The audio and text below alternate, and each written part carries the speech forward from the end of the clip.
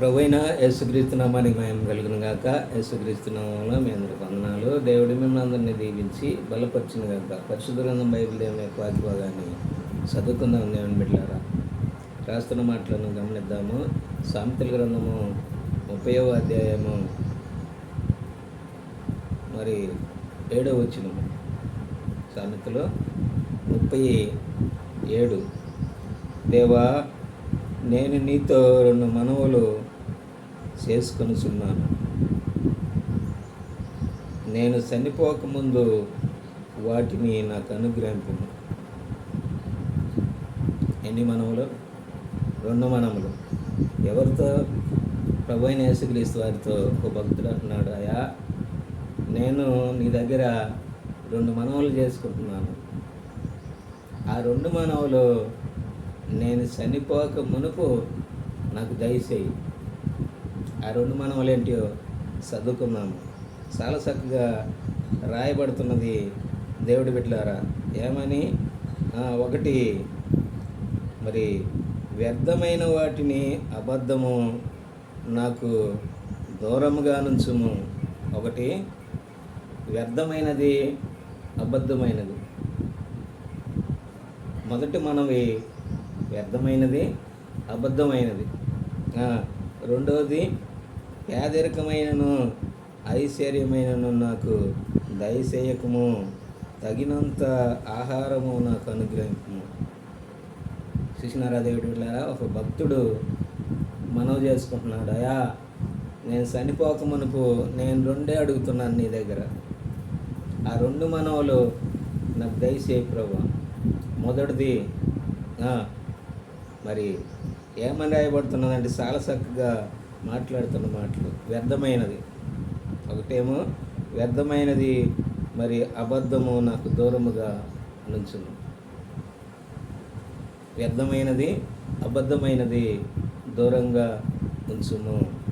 మరి రెండవది, పేదరికమైనను ఐశ్వర్యమైనను నాకు దయచేయము. పేదరికమైనను ఐశ్వర్యమైనను నాకు దయచేయకము, తగినంత ఆహారం నాకు దయచేయమని ప్రభువుని అడుగుతూ ఉన్నాను. మన జీవితంలో, ఈ లోకంలో నేను చనిపోక మనకు మనం దేవుణ్ణి ఏమి అడుగుతున్నామో కూడా మనం గమనించాలి దేవుడి బిడ్డలారా. ఎందుకో తెలుసా? మరి మనం ఈ లోకాన్ని వదిలిపెట్టినప్పుడు ఈ మాట్లాడే ఆత్మకు సాగు లేదు కాబట్టి ఇది 2 స్థలాల్లో ఉండాలి. నేను చాలాసార్లు చెప్పుకుంటూ వస్తూ ఉన్నాను. అది మరి ఒకటి పరలోక రాజ్యము, రెండవది నరకమై ఉన్నది. ఆ నరకం తప్పించుకోవటానికే దేవుణ్ణి నమ్ముకోవాలి, ఆ దేవుడి మార్గంలో నడవాలి. భక్తుడు 2 మనవులు చేసుకుంటున్నాడు. అయ్యా, ఒకటేమో వ్యర్థమైన వాటిని, అబద్ధమైన వాటిని నాకు వద్దు ప్రభువా.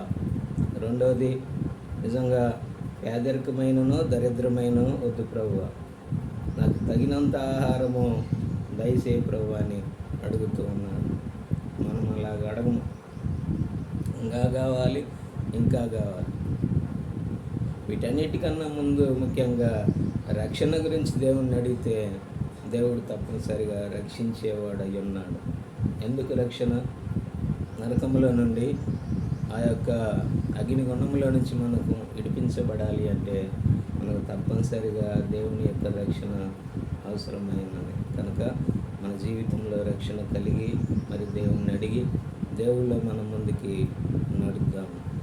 దేవుడి వాక్యాన్ని దీవించి బలపరచుగా ప్రార్థన చేసుకున్నాం. మహాపరిశుడు తండ్రి, సర్వశక్తిమంతుడా యేసుక్రీస్తు ప్రభువా, అన్ని పరిశుద్ధ నామాన్ని బట్టి స్తోత్రము, కృతజ్ఞతలు నాయన. దాసుని నన్ను బలపరిచి లేవనెత్తి చూపించిన స్తోత్రము నాయన.